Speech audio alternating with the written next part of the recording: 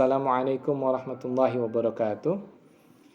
Bismillah walhamdulillah wassalatu wassalamu ala rasulillah. Allahumma salli ala sayyidina Muhammadin wa ala alihi wa sahbihi wa man tabi'ahum bi ihsanin ila yaumiddin. Allahumma ya Rabbana zidna ilman nafi'an warzuqna fahman waj'alna minas salihin waftah alaina futuhal arifin. Allahumma inna nas'aluka al-mutaba'ata li rasulika sallallahu alaihi wasallam fil aqwali wal af'ali. Amin amin ya rabbal alamin. Bismillahirrahmanirrahim.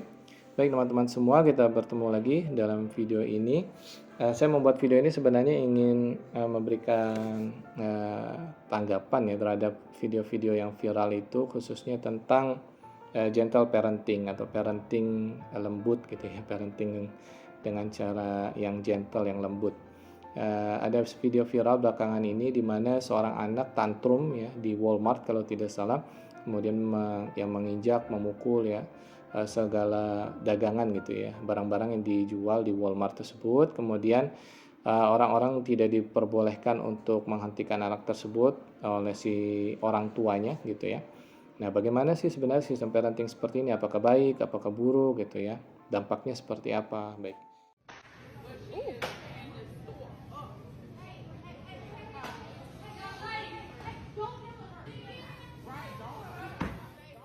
Bismillah, kita akan menimbang melalui tentunya pendapat Islam itu sendiri. Bagaimana sih pandangan dalam Islam gitu ya untuk membentuk karakter seorang anak gitu, atau seorang peserta didik gitu ya, atau murid ya, atau manusia atau kita sendiri gitu ya.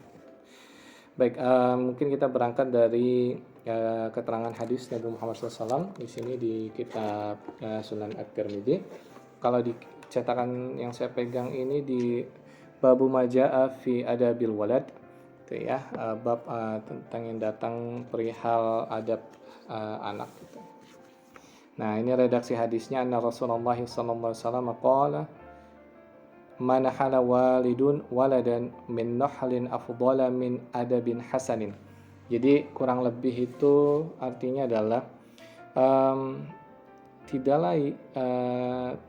tidaklah yang didapatkan dari seorang anak gitu ya. Jadi hal yang paling utama yang diberikan oleh orang tua kepada seorang anak itu adalah adab yang baik gitu.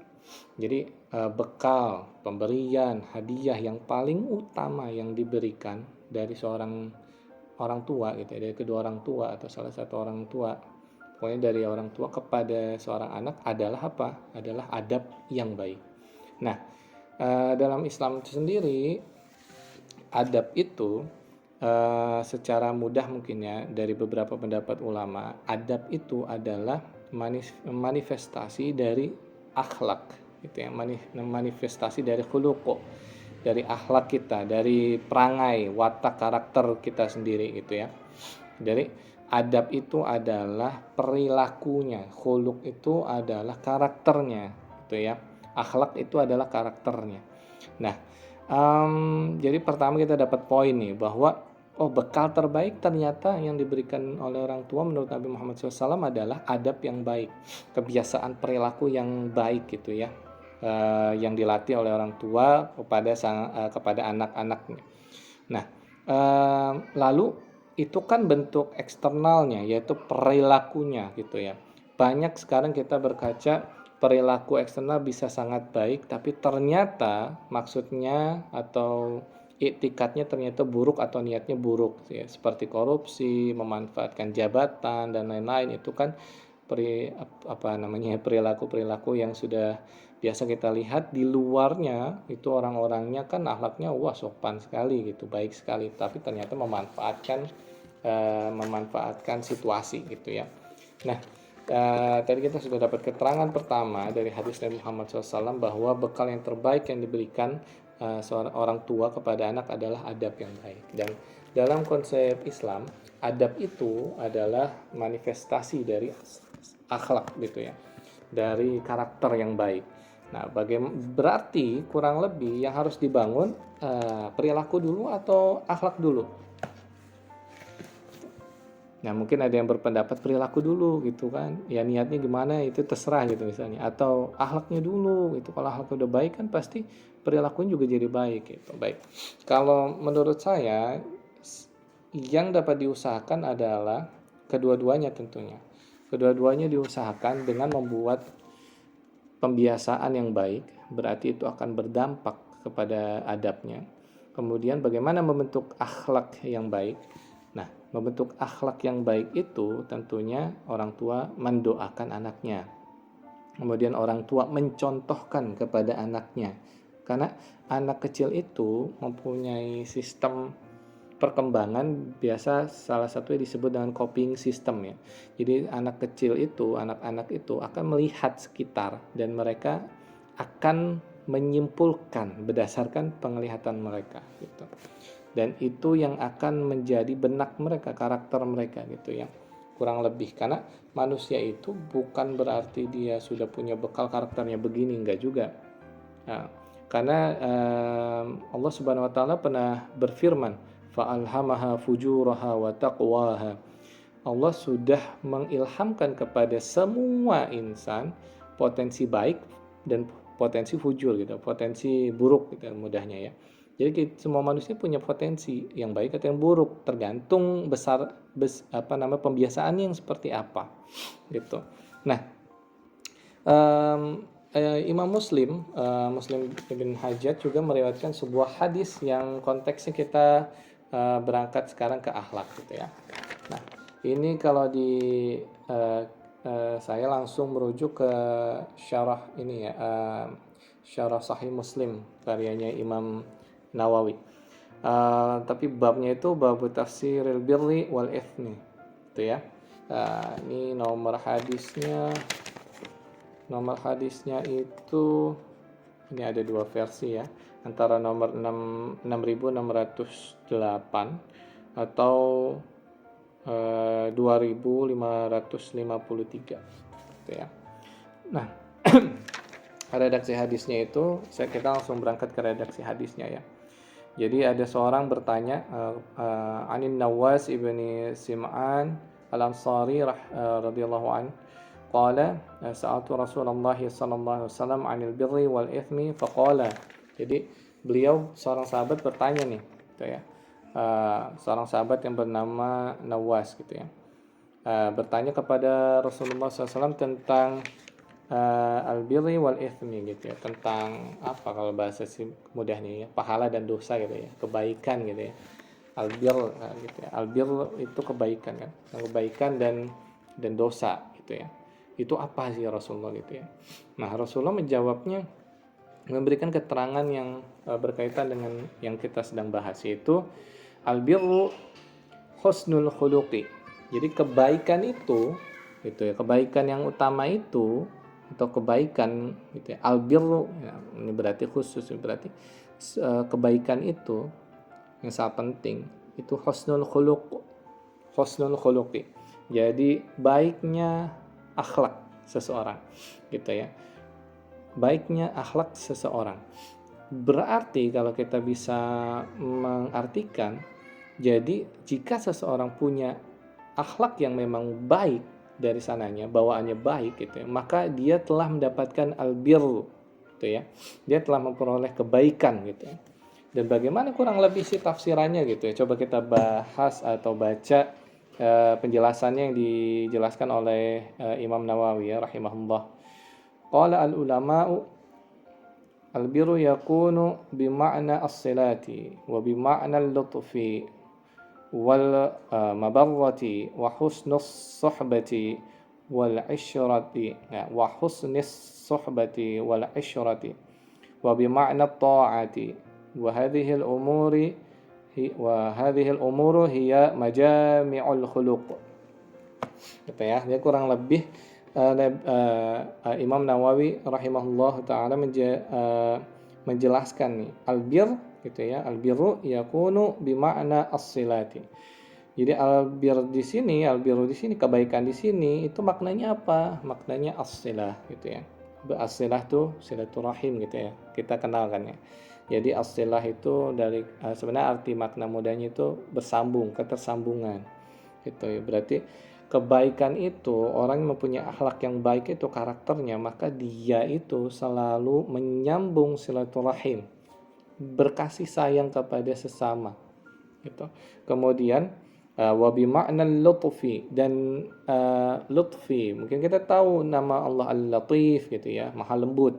Lutfi, lutfun, al-lutfu, apa maknanya?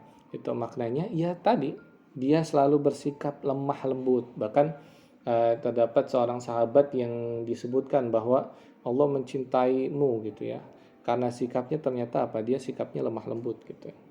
Nah, kemudian wal mabarrati gitu ya. Wal mabarrati. Nah, ini maknanya apa? Sebenarnya udah ada clue-nya di kata yang dibahas tadi. Karena akar katanya sama, albirru. Gitu. Jadi maknanya dia selalu memberikan dampak baik ketika bergaul gitu ya. Dia orangnya bergaul, easy going kalau bahasa sekarang gitu ya. Gampang bergaul, mingle-nya mudah gitu ya kepada orang sekitar dan membawa dampak yang baik gitu. Kan ada orang yang bergaul membawa dampak buruk gitu ya, ada ya, terus terang aja gitu ya. Tapi ada yang membawa dampak yang baik. Kemudian kemudian ada husnus sohbatu. Apa itu husnus sohbati? Sorry. Apa itu gitu? Nah, ini apa, sama kurang lebih. Sohbah itu kan berkumpul, bergaul gitu ya. Ini dia ketika bergaul itu baik pergaulannya, cara dia berinteraksi dengan orang sekitar, cara dia berlaku dengan orang sekitar itu baik, bagus gitu ya. Tutur katanya bagus, nggak ngejelek-jelekin gitu ya. Kemudian wal isyrah. Kemudian wal isyrah ini kurang lebih sama gitu ya.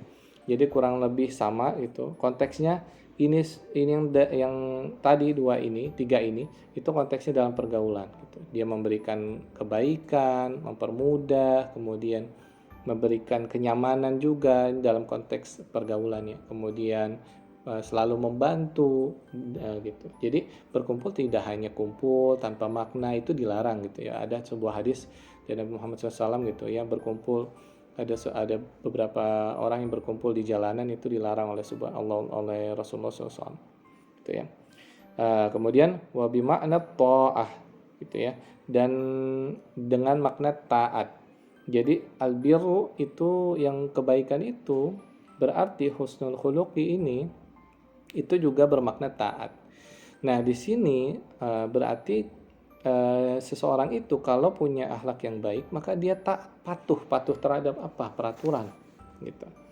Wa hadhil umuru hiya majami'ul khuluq, dan itu semua itu semua kumpulan akhlak-akhlak yang baik gitu ya. Gitu. Itu semua udah puncak-puncaknya kebaikan. Berarti harus apa dalam konteks pendidikan? Pertama, orang tua harus memberikan pendidikan kepada seorang anak dengan memberikan pemahaman bahwa dia harus berinteraksi dengan cara yang sebaik mungkin dengan sekitarnya gitu, dengan penuh kasih sayang, dengan penuh kelembutan, dengan penuh kebaikan, kemudahan, kemudian dengan penuh riang gembira, dengan penuh canda tawa. Harus dibiasakan seorang anak itu dalam berperilaku seperti itu setiap harinya gitu ya. Dan jangan lupa ada makna ta'ah tadi, taat gitu ya. Dan anak itu tidak hanya dilatih untuk selalu bersikap baik kepada orang sekitar atau siapapun yang ada di sekitarnya, tapi juga harus dilatih mengetahui batasan-batasan dalam aturan-aturan agama tentunya, kemudian aturan norma adat sekitarnya atau orang-orang sekitarnya. Nah, ini juga termasuk makna albirru gitu ya, yang disebutkan oleh Imam Nawawi. Jadi patuh dalam aturan inilah yang kalau kita identifikasi dari video itu tidak dilakukan. Nah, itu ya, udah unsur dia jiwa sosialnya, bahasa gampangnya gitu ya, jiwa sosialnya kurang dipupuk gitu ya, kurang ditanam gitu, orang tuanya kurang dibekali, kemudian kepekaan terhadap aturan-aturan juga tidak ada, maka jadinya seperti itu gitu. Jadi kita mulai dapat bayangan ya bahwa ternyata dalam Islam pembekalan kepada seorang anak itu untuk mendapatkan adab yang baik gitu ya. Tadi kan bekal dari orang tua sebenarnya yang paling baik gitu yang diberikan dari dia kepada anaknya adalah apa? Adab yang baik. Lalu bagaimana mewujudkan adab yang baik? Nah, mewujudkan adab yang baik adalah menciptakan eh, secara bersama-sama kebiasaan, yaitu kalau kebiasaan itu biasanya lumrahnya kita sebutkan sebagai adab. Kenapa? Karena itu manifestasi, itu wujudnya gitu ya, penampakan luarnya, tindakan yang dapat dilihat. Nah, itu dibentuk melalui pembiasaan dan aturan-aturan untuk menciptakan apa ya, dari menciptakan husnul khuluq gitu ya, karena belum tentu potensi yang besar dari seorang anak itu potensi yang baik gitu ya. Kita belum tahu, karena bisa jadi anak ini tipikalnya mudah sekali tantrum misalnya, marah, atau mudah sekali sedih sebalikannya gitu, mudah sekali diam gitu, nggak bisa cerita, atau mudah sekali malah bercerita terus bawel gitu, mau protes dan lain-lain. Nah itu kan yang harus kita identifikasi dari orang tua. Nah berarti kurang akhlaknya dia seperti ini, karakter dia maksudnya seperti ini, karakter seperti ini gitu. Berarti sisi apa yang harus ditegaskan? Dia nih kalau kalau dia udah mudah bergaul gitu, dia menjalin silaturahimnya bagus gitu, tapi ternyata dia nggak lemah lembut gitu ya. Kayak orang-orang tuh nggak lemah lembut, ngambil aja mainan misalnya, seperti itu. Nah berarti sisi kelemah lembutan ini yang harus dilatih gitu ya, berarti lebih dipupuk gitu ya. Dan aturan-aturannya dia nih masih mengambil barang-barang orang tanpa izin, berarti dia belum paham konsep aturan, belum taat ini kalau dalam hadis tadi. Berarti harus dibuat sistem. Sebenarnya untuk anak-anak mulai dari pengalaman saya ya gitu, dan dari penelitian yang ada gitu ya, penelitian yang nanti saya cantumkan itu, bahwa permasalahan gentle parenting itu bukan tidak boleh berlemah lembut, enggak, justru harus gitu. Orang tua kan tadi konsepnya, anak-anak itu melakukan coping system, melihat. Jadi orang tua harus melatih dirinya untuk menunjukkan sikap-sikap yang baik itu. Nah, caranya bagaimana? Ya tadi kita mempraktekkan, kemudian kita memupuk sikap-sikap itu kepada anak melalui cara-cara parenting kita, sikap-sikap di rumah, cara kita menyampaikan, langsung dinasehati kepada anak. Jangan pernah berpikir anak belum ngerti, justru anak ngerti, cuman cara kita menyampaikannya itu yang seperti apa gitu ya. Gunakanlah permainan, gunakanlah cerita gitu, gunakanlah permisalan gitu. Itu kan semua dipakai dalam Al-Quran dan dipakai oleh Nabi Muhammad SAW gitu. Gunakanlah canda tawa, lihat kapan dia sedang sedih, kapan dia tidak fokus, kapan dia ini. Kan kita orang tua, kita yang paling tahu gitu. Jadi menurut penelitian, silakan dilihat nanti di kolom deskripsi, itu rujukannya ada semua gitu ya. Jadi yang salah dalam parenting itu adalah ketika menerapkan gentle parenting itu orang tua menghiraukan pentingnya memupuk batasan-batasan atau kedisiplinan kepada siswa. Karena berharap dengan diberi kelunakan maka anak akan sadar dengan sendirinya. Apakah terjamin seperti itu? Tentu tidak gitu ya. Dari pengalaman saya mengajar selama ini dengan berbagai background sang anak didiknya gitu ya. Jadi ya itu berbagai macam, kita tidak bisa menyerahkan sepenuhnya kepada pribadi anaknya itu sendiri gitu ya. Orang tua sebagai orang yang sudah berpengalaman, sudah lebih tahu, sudah lebih banyak pengalaman, harus mempunyai dan membentuk sistem untuk membentuk anaknya mau seperti apa gitu. Dan melalui penelitian ini juga dinyatakan bahwa yang harus dilakukan adalah konsep yang seimbang gitu ya. Jadi konsep yang seimbang di mana ketika orang tua sudah mempraktikkan seluruh konsep kebaikan tersebut, dari adabnya baik, akhlaknya baik gitu ya. Jadi perilakunya baik, kemudian spontanitas tutur katanya baik, itu kan karakter termasuknya. Yang akhlak itu, karakter itu kan tanpa berpikir gitu ya. Nah itu kalau adab bisa dengan berpikir, tapi kalau karakter tidak bisa. Jadi spontanitas itu bagaimana dia sih ketika bicara, ketika menjawab, ketika menanggapi anak, ketika tiba-tiba ada permasalahan itu. Makanya Rasulullah SAW pernah bersabda bahwa sabar itu kan di pukulan pertama gitu. Nah itu karena wujud dari karakter, wujud dari akhlak yang baik, sabar itu gitu. Nah ketika sudah mempraktikkan, kemudian menjalankan, harus diimbangi dengan ketika sudah lembut ya, diberitahukan dengan lembut, dipraktikkan dengan baik-baik, dengan diajak juga bergaul. Oh, caranya biar anak melihat kalau ke teman harus seperti ini, kalau ke orang tua harus seperti ini gitu ya. Nah, tapi anak juga harus diberitahukan masalah aturan-aturan. Nah, kalau mau pinjam harus bilang dulu. Kalau tidak boleh, maka tidak apa-apa gitu. Gitu. Jadi harus diberi pemahaman-pemahaman seperti itu, batasan-batasan-batasan. Jangan pernah dibiarkan anak-anak tidak punya kepekaan terhadap batasan-batasan dirinya, karena berbahaya gitu ya. Sebagaimana kita ingin anak-anak ini mengetahui batasan-batasan orang terhadap dirinya gitu ya, biar anak kita aman dan sadar dari yang sedang banyak ini, yaitu harassment gitu ya, pelecehan seksual dan semacamnya, naudzubillah min dzalik ya. Nah, itu juga kita kan harus melatih anak kita di satu sisi untuk counter perilaku-perilaku seperti itu. Jadi anak kita juga harus tahu batasan, mana batasan yang baik perilaku orang, mana perilaku orang yang sudah dalam batasan tidak baik gitu ya, sudah di luar batasan gitu. Dan dia sendiri juga harus tahu batasan dirinya gitu. Jadi kurang lebih menurut saya itu seperti itu gitu.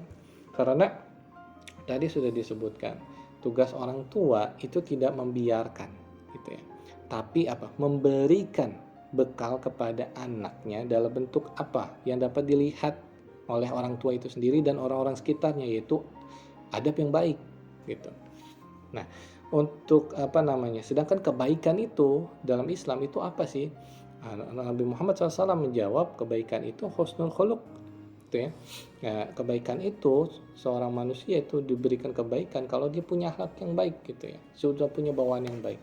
Tapi bukan berarti tidak bisa diperbaiki, bisa, tentu bisa gitu ya. Bahkan ada seorang ulama dulu diriwayatkan oleh Imam Muslim ya, kalau tidak salah, di bagian muqaddimah itu menjelaskan bahwa pada awalnya dia belajar agama gitu ya, belajar agama tidak dengan niat untuk memang belajar agama, tidak ingin niat mensyiarkan agama, tapi apa kata beliau, lambat laun maka Allah merubah niatku gitu ya. Nah, itu dengan pembiasaan akhlaknya berubah, dengan pembiasaan adabnya dipaksa baik gitu ya, dengan tanpa bersikap defensif gitu ya, atau resisten gitu ya, mau bertahan gitu ya, enggak, pokoknya aku nggak mau, pokoknya ya sekedar adab aja yang baik gitu. Nah, tapi memang mengosongkan diri gitu ya, mengosongkan gelas bahasanya mungkin gitu ya. Jadi membiasakan adabnya baik, alhamdulillah Allah memberikan hidayah, jadi niatnya berubah dengan sendirinya ingin membela atau mensyiarkan ajaran Islam, dengan tentunya dia menjadi seorang ulama gitu ya, ulama tafsir. Baik, jadi kurang lebih seperti itu. Jadi yang dapat kita respon ya dari video tadi gitu ya. Dari video tadi, yang pertama adalah jangan pernah membiarkan seorang anak untuk bertindak semaunya ketika memang sudah menyalahi batasan gitu ya, batasan norma publik atau norma agama atau aturan agama gitu. Karena seorang anak nanti menjadi tidak punya pemahaman terhadap yang mana yang salah dan yang mana yang benar gitu. Tapi tidak boleh juga kita memberikan pemahaman dengan cara yang salah, dengan cara yang kasar, menyakiti gitu ya, atau mau memukul dengan berlebihan gitu ya. Nah gitu, tergantung kan keadaannya gitu ya. Dalam Islam ya, pukulan itu hanya dengan kasih sayang, tidak boleh yang sama sekali berlebihan. Itu pun dalam keadaan yang memang sekedar untuk menyadarkan gitu ya, kalau keadaan anaknya memang tidak sadar-sadar gitu, khususnya kalau dalam hadis Nabi Muhammad SAW itu dalam hal sholat, menyuruh sholat gitu. Nah, itu kan case khusus gitu ya, dan itu kita tidak mudah. Nabi Muhammad SAW memang menyebutkan hadis itu, tapi apakah Nabi Muhammad SAW pernah memukul seorang anak? Tidak pernah gitu, bahkan saya tidak pernah melihat gitu atau membaca gitu sebelumnya gitu ya. Nah, ini yang harus direnungi. Jadi jangan hanya hadisnya saja tahu tapi ditakutin gitu, tapi lihat perilakunya bagaimana yang dilakukan oleh Nabi Muhammad SAW. Nah, Nabi Muhammad SAW di satu sisi memang sangat pemurah gitu, sangat penyayang kepada anak-anak dan orang sekitarnya. Tapi bukan berarti nggak tegas juga. Bahkan Nabi Muhammad SAW pernah sampai bersabda, jika Fatimah gitu ya, anak-anak Fatimah radhiyallahu anha, putri beliau mencuri, maka aku yang akan memotong tangannya. Itu kata Nabi Muhammad SAW di depan para sahabat. Bayangkan, kurang tegas apa gitu ya. Jadi harus seperti itu. Kenapa disebutkan seperti itu di depan para sahabat, depan Fatimah? Karena memberikan batasan, memperjelas batasan. Ini yang boleh, ini yang tidak boleh gitu. Berarti kita dari situ menemui keterangan bahwa Nabi Muhammad SAW itu selalu memberikan batasan-batasan yang jelas kepada anak-anaknya dan keluarganya sendiri. Tapi cara-caranya dengan cara yang baik gitu ya. Dengan cara yang tidak menyakiti, dengan tidak pakai kekerasan yang berlebihan, atau tidak pakai kekerasan kalau memang nggak perlu, membuat apa gitu ya. Gitu. Apa namanya, dengan cara emosional yang baik gitu. Bahkan Nabi Muhammad SAW kan sudah memberikan batasan, seorang hakim aja tidak boleh memutuskan ketika sedang marah gitu ya. Jadi benar-benar dalam keadaan si anak emosionalnya yang stabil, kita juga dalam keadaan yang stabil gitu. Jadi bisa berpikir dengan sebaik mungkin. Baik, jadi kurang lebih seperti itu ya tanggapan saya perihal video yang viral tadi. Ya, mudah-mudahan dapat memberikan kejelasan atau gambaran atau manfaat lah paling tidak ya. Jika ada salah maka itu dari saya sendiri. Jika ada kebenaran maka itu datang dari Allah Subhanahu wa taala. Mudah-mudahan kedepannya kita dapat membuat video lagi ya, menyebarkan kebermanfaatan jika itu memang diizinkan Allah, insyaallah ya. Baik, jangan pernah berputus asa. Memang mendidik seorang anak atau murid atau siapapun ya, teman atau diri sendiri itu susah sekali ya. Susah sekali, tapi ya marilah kita jadikan kesabaran itu sebagai bekal kita ya, sebagaimana hikmahnya dari Al-Imam Abu Madian Al-Maghribi gitu ya. Ij'al as-sabr itu sebagai zadaka gitu ya. Jadi jadikanlah kesabaran itu sebagai bekal kita gitu, sebagai bawaan kita yang dapat ya kita gunakan gitu. Kita kalau bekal kan kita konsumsi gitu ya, membuat kita lebih sehat, lebih segar, lebih semangat gitu, dengan kesabaran gitu. Baik, sekian dari saya. Mohon maaf jika ada salah. Mudah-mudahan dapat bertemu lagi di kesempatan selanjutnya yang lebih penuh keberkahan, kebermanfaatan, dan lebih baik keadaan kita semua daripada hari ini. Wabillahi taufiq wal hidayah. Wassalamualaikum warahmatullahi wabarakatuh. Jangan lupa baca doa kafaratul majelis.